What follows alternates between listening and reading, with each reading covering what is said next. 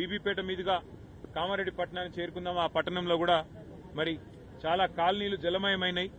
చాలా ఇండ్లల్లోకి మొదటి అంతస్తు పైకి కూడా నీళ్లు వచ్చినాయని చెప్పి శ్రీగాధ మీద నుంచి పోదామని అనుకుంటే ఇక్కడ కూడా దోమకొండ చెరువు తెగిపోయి ఈ రాకపోకలు ఇటువైపు నుంచి కూడా మొత్తం స్తంభించిపోయిన పరిస్థితి. అంటే దాదాపుగా ఇవాళ కామారెడ్డి పట్టణానికి ఆకాశ మార్గం ద్వారా తప్ప రోడ్డు మార్గం ద్వారా పోయే పరిస్థితి ఈరోజు ఈ నిమిషానికి లేదు.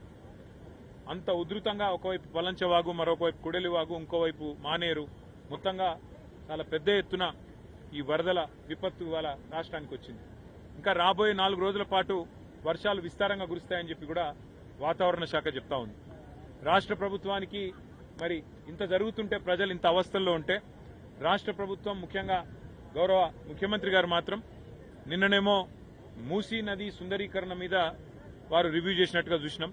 ఇవాళనేమో రాష్ట్రానికి ఒలింపిక్స్ ఎట్లా తేవాలని చెప్పి రివ్యూ చేస్తున్నట్టుగా ఇప్పుడే నేను టీవీలో చూసిన.